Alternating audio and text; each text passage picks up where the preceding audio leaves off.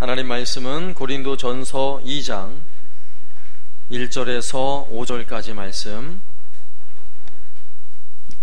고린도전서 2장 1절에서 5절까지 말씀, 신약성경 264쪽입니다. 말씀을 제가 봉독하겠습니다.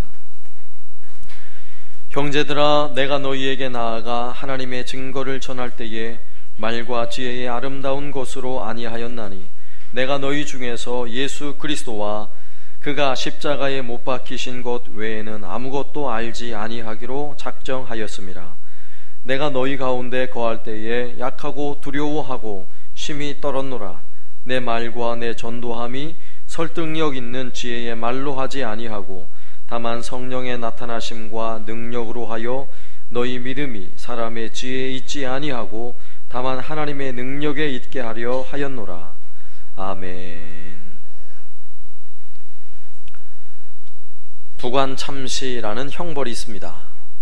이 형벌은 살아있는 사람에게 내리는 형벌이 아니라 죽은 사람에게 내리는 형벌이에요. 죽은 사람이 그의 죄가 심각한 죄가 밝혀졌다든지 아니면 죽고 난 이후에도 죄를 물어야 할 사람의 무덤을 파헤쳐서 그리고 시신을 꺼내는 거예요.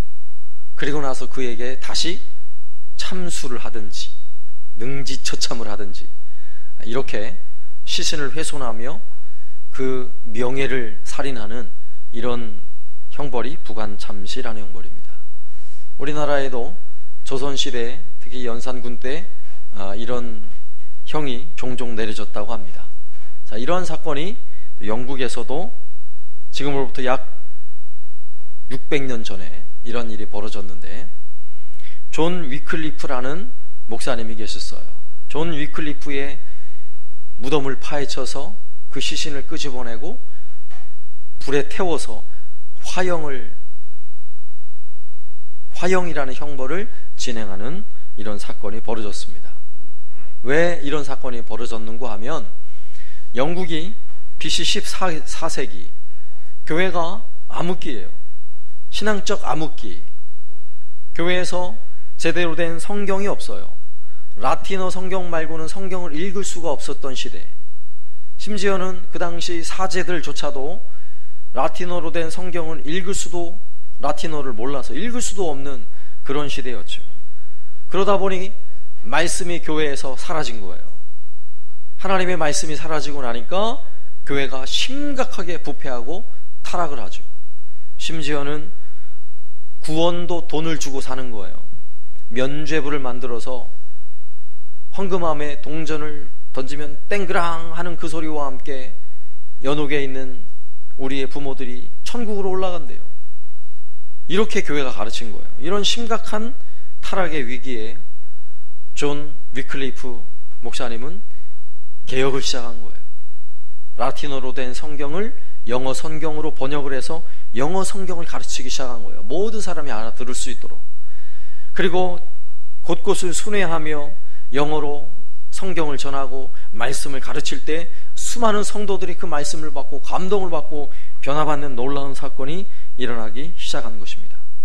그래서 수많은 사람들이 영어로 된 성경을 읽고 그 성경을 가지고 이러면서 놀라운 복음의 역사가 나타나는데, 교황청에서는요, 이 영어 성경이 마귀의 책이다 그래가지고 금지를 시켜버려요.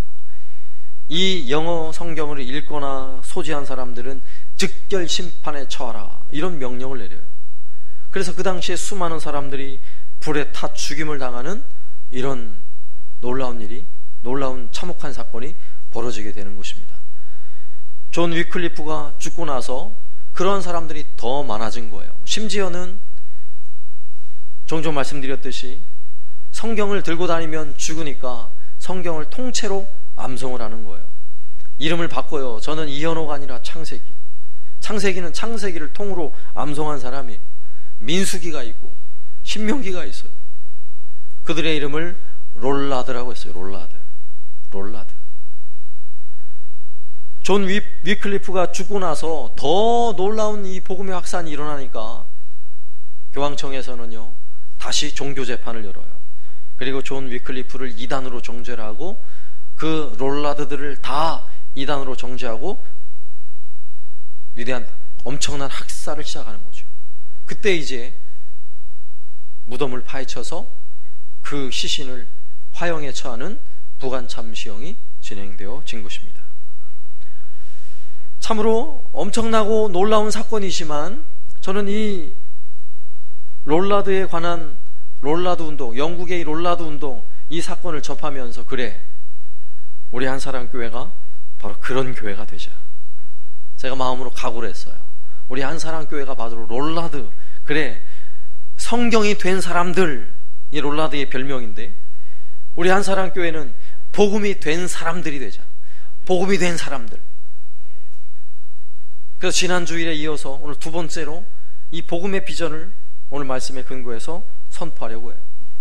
바로 그 롤라드들이 그 이후에 루터의 종교개혁의 기초가 되었듯이 오늘날 이 시대의 한국교회에 점점 복음이 희미해져 가고 교회가 점점 쇠퇴해야 한다는 좋지 않은 소식이 들려오는 이 시대에 우리가 복음이 되면, 복음이 된 사람들, 그들을 통해 다시 한번 이 땅에 놀라운 부흥이 일어날 줄로 믿습니다. 그래서 이 롤라드에 관한 이야기는 영국의 이야기가 아니라 우리 교회 이야기가 되었으면 좋겠어요. 우리 한사랑교회 이야기. 그 주인공이 바로 저와 여러분이 될 수 있기를 바랍니다.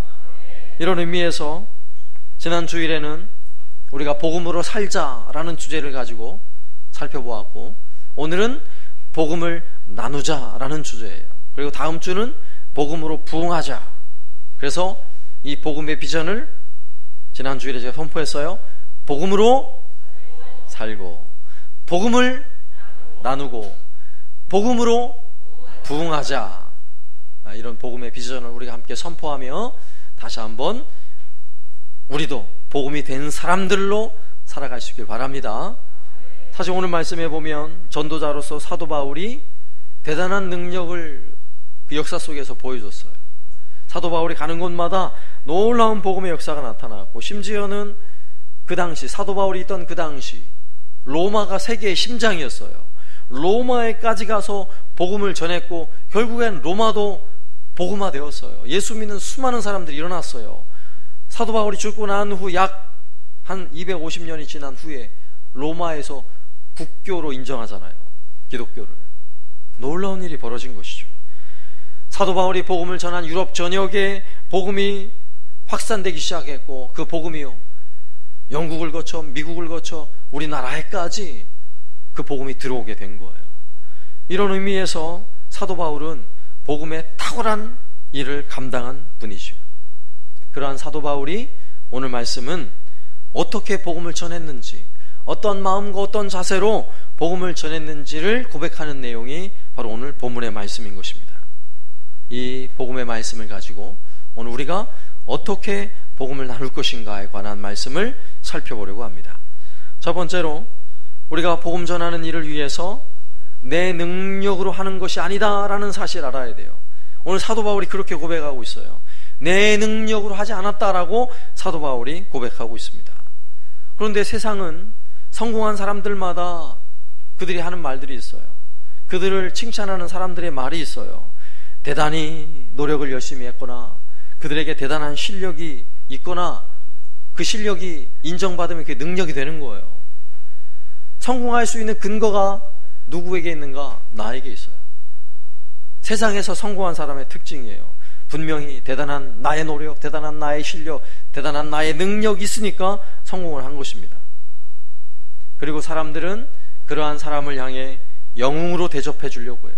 엄지손가락을 치켜 세우면서 와, 최고입니다, 최고입니다, 정말 대단하십니다, 아, 성공하셨습니다, 이러면서 칭찬하는 거죠. 그런데 과연 그럴까요? 오늘 사도 바울은 성공으로 치자면 사도 바울처럼 성공한 사람이 없어요. 대단한 성공을 이룬 사람이에요. 그러나 사도 바울은 내 실력으로, 내 노력으로 하지 않았다라고 분명히 말씀하고 있어요. 사실 사도 바울은 자신이 성공한 데 있어서, 복음을 전하고 성공한 일에 있어서 자랑하자고 하면 자랑거리가 엄청나게 많은 사람이에요. 사도 바울은 학벌로 치면 그 당시 최고의 학벌을 가진 사람이에요. 가문으로 치면 최고의 가문인 사람이에요. 사도 바울 율법인 면에서나 그 혈통적인 면에서나 대단한 사람이 바로 사도 바울이에요. 그럼에도 불구하고 그 어떤 것도 자랑하지 않아요. 오히려 그가 오늘 1절 말씀에서 형제들아 내가 너희에게 나아가 하나님의 증거를 전할 때에 말과 지혜의 아름다운 것으로 아니하였나니. 쉽게 말하면 자기 스스로 자기 안에는 어떤 능력도 실력이 없다는 거예요. 내가 한 게 아니라는 거예요. 그럼 누가 했어요? 누가요? 성령께서 하신 거예요. 내 능력으로 한 게 아니라 은혜로 했다는 것입니다. 은혜로. 사도 바울이 대단히 말을 잘했을 것으로 많은 사람들이 생각하는데 성경을 연구하는 학자들은 그렇게 말하지 않아요. 사도 바울이 말하는 면에서는 상당히 좀 더듬었을 거다 이렇게 말하는 사람도 있어요. 언변은 탁월하진 않았을 것이다 라고 이야기하는 사람이 많이 있어요. 사도 바울이 공부를 많이 했고 지혜가 많은 건 사실이에요. 그러나 본인이 말할 때 내가 내 지혜로 내 말로 복음을 전해서 이렇게 된 것이 아니다라고 사도 바울이 이야기하고 있는 것입니다. 그렇다면 오늘 우리도 자신감을 좀 가져야 돼요. 사실 오늘날 우리가 살고 있는 이 시대의 사람들, 저와 여러분은 사도 바울보다 못할 게 없어요. 상당히 지식과 정보가 오늘처럼 많은 시대가 없었어요. 대단한 지식, 대단한 정보를 가지고 있는 시대 아닙니까? 굳이 내가 알지 못해도 스마트폰 가지고 검색만 하면 모르는 게 없어요. 궁금한 거 있으면 물어보세요. 제가 다 답해드릴게요. 한 10초만 주세요. 검색만 하면 다 나와요. 다 나와. 해박한 지식과 수많은 정보가 있는 이런 시대에 우리가 살아가고 있어요. 이 무더운 여름에 냉면 한 그릇, 굳이 냉면집 안 가도 검색만 해보면 레시피가 다 나와요. 굳이 요리사가 아니어도 괜찮아요. 이런 시대에 우리가 살고 있어요. 사실은 굳이 여행을 안 가도 여행을 어디 가면 좋은지 다 알고 있어요. 다 나와요. 다 나와. 이런 시대에 우리가 살고 있는 것입니다.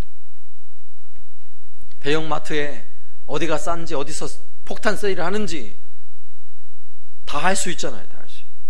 이런 많은 지식과 정보를 가졌다고 해서 우리가 가진 그 지식이, 우리가 가진 그 정보가 한 영혼을 살리는데 여러분 도움이 되던가요? 도움이 안 돼요. 도움이 안 돼요. 오히려 그 때문에 피곤해져요.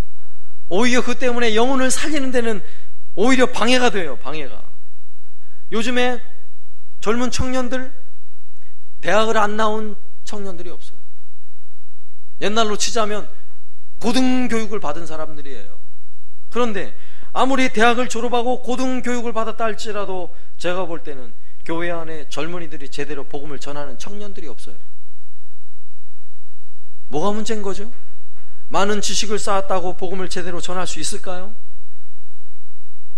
그렇지 않아요. 절대 내 지식으로 할 수 있는 일이 없어요. 얼마나 스마트폰을 능수능란하게 다루는지. 우리나라 스마트폰 보급률이 71%. 10명 중에 7명이 스마트폰을 가지고 있다는 거예요. 사용할 수 있다는 거예요. 그럼 이 어린아이들 빼고 계산해보면 우리나라 거의 전 국민이 이 어려운 스마트폰 기계를 능수능란하게 다루는 사람들이라는 거예요. 이거 하나면 못할 일이 없잖아요. 이거 하나면 못 찾아갈 집이 없고, 이 스마트폰 하나면 안 되는 요리가 없고, 이거 하나면 못할 일이 없어요. 사진도 찍고 영상도 찍고 심지어는 영화도 만들고 이것 가지고 강의도 듣고 수업도 듣고 레포트도 내고 못할 일이 없어요. 이 어려운 기계를 이렇게 능수능란하게 다루면서도 공통적으로 하는 말, 전도는 어려워요. 전도는 어려워 못하겠어요. 이게 현실이에요. 이게 현실. 과연 무엇이 문제일까요? 개인적인 능력으로 치자면 오늘날 저와 여러분은 사도 바울보다 더 탁월한 능력을 가지고 있어요. 그럼에도 왜 한 영혼 구원하는 일에는 왜 이렇게 어려울까요? 왜 이렇게? 내 능력으로 하려니까 그래요. 내 능력. 내 능력으로 되는 게 아니에요. 내가 아무리 지혜로워도, 내 말이 아무리 정돈되어 논리 정연하게 말을 잘한다 할지라도 그것으로 복음을 전할 수 있는 게 아니라는 것입니다. 오늘 말씀에 사도 바울이 이렇게 고백해요. 4절과 5절 말씀. 내 말과 내 전도함이 설득력 있는 지혜의 말로 하지 아니하고 다만 성령의 나타나심과 능력으로 하여 너희 믿음이 사람의 지혜에 있지 아니하고 다만 하나님의 능력에 있게 하려 하였노라. 아멘. 이 말씀을 쉽게 표현하면 교회 안에 학식이 많고 지식이 많고 지혜가 많다고 되는 게 아니라는 거예요. 우리가 실력이 많고 능력이 많아서 복음이 전해지는 게 아니라는 거예요. 복음이 전해지고 한 영혼이 주께 돌아오는 일은 성령의 나타남과 성령의 능력으로 가능하다라고 말씀하고 있어요. 그러면 이걸 쉽게 말하면 뭔지 아세요? 성령의 나타남, 성령의 능력. 그러니까 나는 안 돼, 역시 안 돼. 그게 아니라 이 말씀은 은혜로 된다는 거예요. 은혜로. 내가 할 수 없는 일이라면 성령께서 하시는 일이에요. 그러면 내가 할 수 없는 그 일을 나를 통해 은혜로 된다는 거예요. 은혜로. 억지로 되는 게 아니에요. 내 실력으로 되는 게 아니에요. 내 말재주로 되는 게 아니에요. 성령께서 하시고 은혜로 그 일이 되어져야 한다는 것입니다. 그러므로 교회는 돈 가지고 전도하는 거 아니에요. 교회가 대단한 시설이 좋아서 수많은 영혼들이 주께 돌아오는 게 아니라고요. 은혜로 되어지는 것입니다. 은혜로. 교회의 모든 일은 은혜로 되어져야 돼요. 은혜가 흐르는 곳에는 항상 복음이 흘러가게 되어 있어요. 오늘 찬양 때도 얼마나 아름답게 찬양을 했는지 막 감동이 돼요. 너무너무 잘하셨어요. 너무너무. 우리 하나님 너무너무 기뻐하실 것 같아요. 그런데 잘한 게 중요해요? 잘한 게 중요하잖아요. 은혜가 되고 있다는 게 중요한 거예요. 은혜가. 그 찬양대의 찬양 속에 복음이 담겨져 있잖아요. 복음이. 은혜가 흐르고 있어요. 그게 중요한 거예요. 다음 주에 조금 음이 틀리고 실수를 해도 괜찮아요. 거기에 복음이 담겨져 있고 거기에 은혜가 있으면 되는 거예요. 교회에서 하는 일은 이게 달라요. 교회는 실력으로 하는 게 아니에요. 재능으로 하는 게 아니에요. 교회는 은혜로 하는 것입니다. 은혜로. 은혜가 흐르는 곳에는요, 한번 잘 눈여겨보세요. 반드시 복음이 있어요. 복음이. 세상은 재미를 찾아요. 재미있으면 사람이 몰려들어요. 그러나 교회는 재미가 우선이 아니에요. 은혜가 우선인 거예요. 은혜가. 세상은요, 열정 있는 사람을 좋아해요. 물불 가리지 않고 달려드는 사람을 용기 있다고 말해요. 그러나 교회는 아무리 물불 가리지 않고 열심을 다해도 은혜가 없으면 안 되는 거예요. 은혜로 해야 되는 거예요. 은혜로. 여러분 안에 은혜가 있습니까? 은혜가? 오늘 예배하면서 여러분 마음에 하나님의 은혜가 흐르고 있냐고요. 여러분 안에 은혜가 흐르고 있으면 성령께서 여러분을 도우시고 계시는 것이요, 여러분 안에 복음의 은혜가 흐르고 있는 거예요. 그러나 오늘 예배를 드리면서도 내 안에 은혜가 메말라 있다면, 내 안에 은혜가 없는데 어디 복음을 흘려보내겠어요? 누구에게 복음을 흘려보낼 수 있겠냐고요? 안 되죠. 안 되죠. 은혜가 흘러야 하는 것입니다. 내 안에 은혜가 흐르면, 내 안에 은혜가 흐르고 있다면 반드시 내 안에 복음이 있는 것입니다. 복음이 있는 곳에는 반드시 은혜가 흘러가게 되어 있는 것입니다. 그럼 복음을 회복하셔야 돼요. 그래서 복음을. 사도 바울의 첫 번째 교훈이 바로 그거예요. 내가 능력이 있는 게 아니다. 은혜로 되어진다. 은혜로 되어진다. 두 번째 우리가 살펴볼 것은 사도 바울이 전도하면서 떨고 있다는 사실.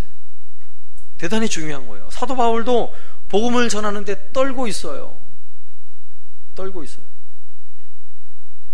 제가 지난번 한번 말씀드렸죠. 우리 복음 전도하면서 저기 상락원에 가서 노인분들에게 전도하러 갔는데 저랑 윤영식 전사님이랑 파트너예요. 윤 전사님에게 복음을 전해봐. 그러고 복음을 전하는데 노인 세 분이 앞에 앉아 있었어요.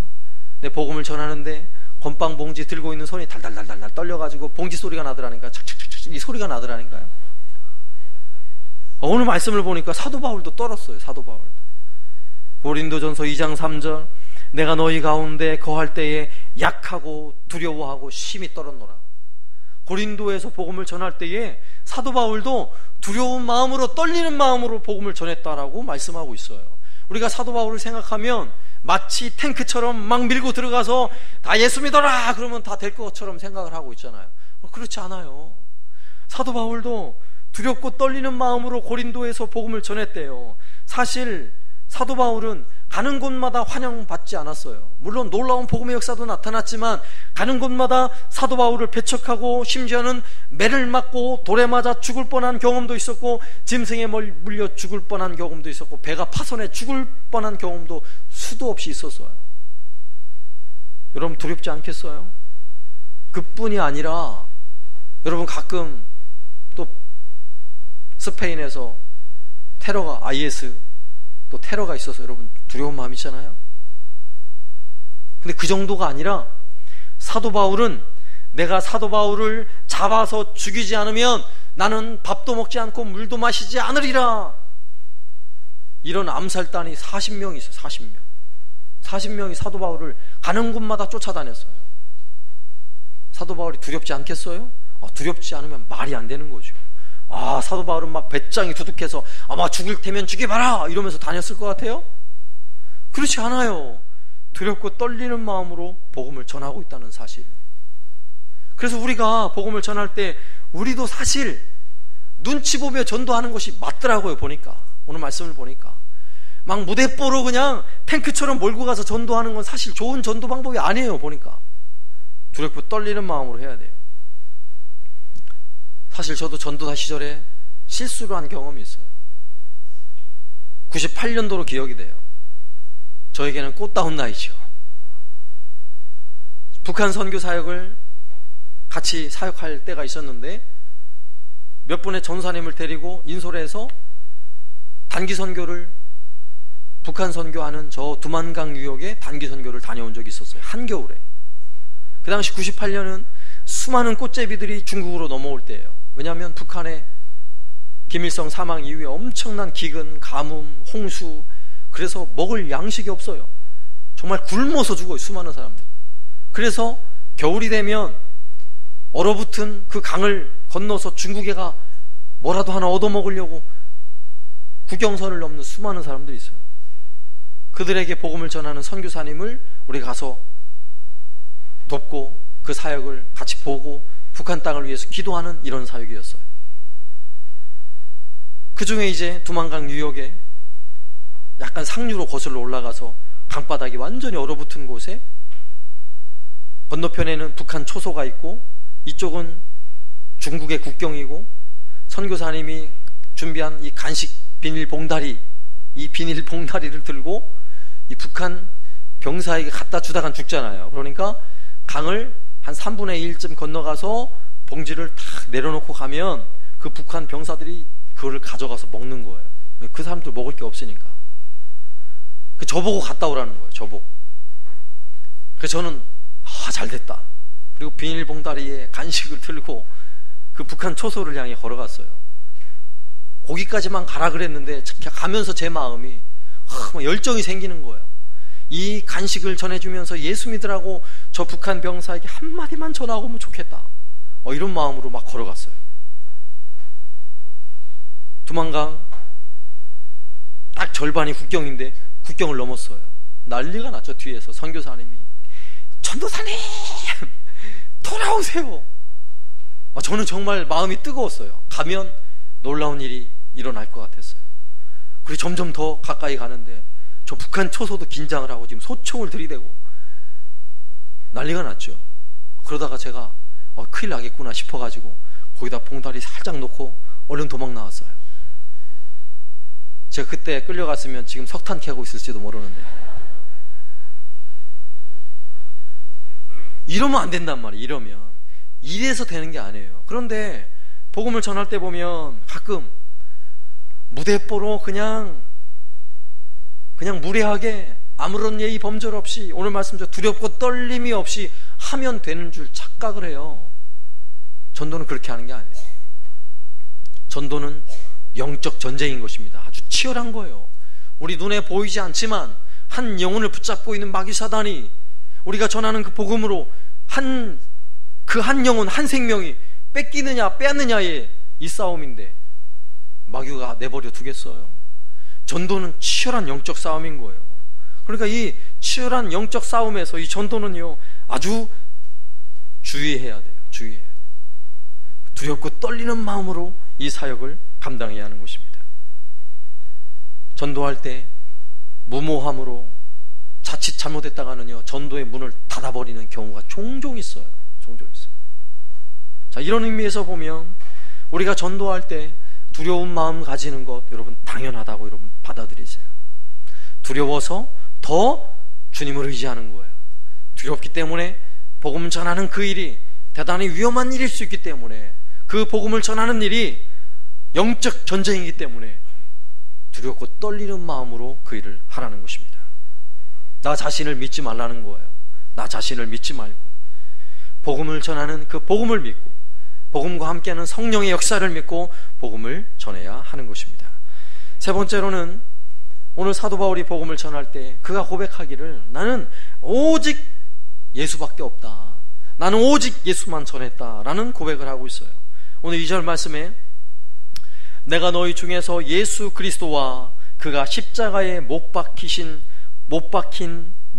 것 외에는 아무것도 알지 아니하기로 작정하였습니다. 아멘. 사도 바울은 그가 복음 전하는 일의 핵심이 무엇인지를 정확히 아는 사람이에요. 그가 복음 전할 때 그가 전해야 할 가장 중요한 복음은 예수 복음, 십자가 복음이라는 사실을 알고 있는 것입니다. 저는 이 말씀을 생각하면서 우리가 하루 종일 수많은 말들을 쏟아내는데, 내가 쏟아내는 그 수많은 말들 중에 과연 예수에 관한 말은 내가 얼마큼 했을까를 한번 생각해 봤어요. 예수에 관한 말을 내가 얼마큼 했을까? 너무나 부끄럽더라고요. 심지어는 절망하고 고통스러워하는 사람들 가끔 우리 주변에 있잖아요. 그들을 위로하기 위해서 찾아가서 함께 식사도 하고 차도 나누면서 한 2-3시간 함께 이야기를 나누는 가운데 내가 힘든 이야기도 들려주고, 그 힘들 때 어떻게 극복했는지도 들려주고, 그러면서 위로를 하려고 하긴 했지만 과연 그에게 예수 그리스도, 그를 살려낼 수 있는 유일한 복음, 십자가의 복음을 얼만큼 전했는가 우리가 한번 생각해 보아야 하는 것입니다. 과연 내가 고난받은 이야기 가지고 그가 생명이 살아날 수 있다고 생각하세요? 내 경험담으로는 그를 살려낼 수 없는 거예요. 그러나 우리가 가진 복음, 예수, 십자가, 그 복음은 정확히 전달만 되면 죽어가는 한 영혼을 살려낼 수 있는 것입니다. 사도 바울은 이 사실을 정확히 알고 있는 거예요. 그래서 사도 바울은 예수 십자가, 그리스도의 십자가 못 박힌 것 외에 내가 아무것도 알기를 원치 않노라 라고 고백하는 이유가 뭐예요? 두렵고 떨리는 마음으로 내가 전할 복음은 예수 십자가의 복음밖에 없다라고 고백하고 있는 것입니다. 고린도에 도착하기 전에 빌립보에서 있었던 사건이 있어요. 빌립보에서 복음을 전하다가 사도 바울이 감옥에 갇혀요. 매 실컷 두들겨 맞고 나서는 빌립보 감옥에 갇힌 거예요. 바울과 실라가 찬송하며 기도할 때 막 지진이 일어나고 옥문이 활짝 열렸어요. 그래서 옥문이 열려서 옥문을 탈출하는데, 옥문을 지키던 간수가, 죄수가 다 도망갔구나 생각을 하고는 나는 이제 죽은 목숨이야 이러고는요 칼을 목에 대고 이제 자살을 하려고 하는 그 찰나예요. 그때 사도 바울이 여보시오 그러지 마시오. 간수가 이야기해요. 내가 어떻게 해야 구원을 받을 수 있겠습니까? 사도 바울은 정확하게 그에게 이야기를 합니다. 사도행전 16장 30절, 그를 데리고 나아가 이르되 선생들이여 내가 어떻게 하여 구원을 받으리까 하거늘 이르되 주 예수를 믿으라 그리하면 너와 내 집이 구원을 받으리라. 사도 바울이 전한 복음이에요. 주 예수를 믿으라 그리하면 너와 내 집이 구원을 받으리라. 할렐루야. 이것이 복음이에요. 정확히 예수 그리스도의 복음이 전해지며 지금 당장 죽음의 위기 앞에 있는 사람이라 할지라도 살아날 줄로 믿습니다. 이런 죽음의 위기 앞에 있는 사람들이 멀리 있다고 생각하지 마세요. 우리 가까이에 있어요. 내 자녀일 수 있어요. 내 아내이고 내 남편일 수 있다고요. 우리의 가족일 수 있어요. 우리의 이웃일 수 있어요.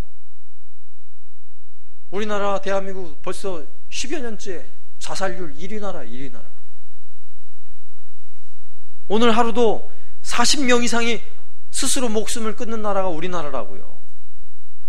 그들을 살릴 수 있는 것이 무엇이라고 생각하세요? 복음밖에 없어요. 예수 복음을 정확히 전하면 예수님을 만난 그 사람은 살아날 줄로 믿습니다. 여러분 나눠드린 그 복음 책자에도 담겨져 있잖아요. 앞을 볼 수 없었던 사람이 예수님 만나고 눈을 떴습니다. 중풍으로 걷지 못했던 사람이 예수님을 만나고 걷게 되었습니다. 12년 동안 불치병을 앓았던 여인이 예수님 만나고 고침을 받았습니다. 귀신 들렸던 여자아이가 예수님을 만나고 귀신이 떠나갔습니다. 그런데 이보다 더 중요한 문제가 뭐예요? 죄의 질병으로 죽어가던 사람도 예수님을 만나고 살아난다는 것입니다. 이것이 우리가 가진 복음이에요.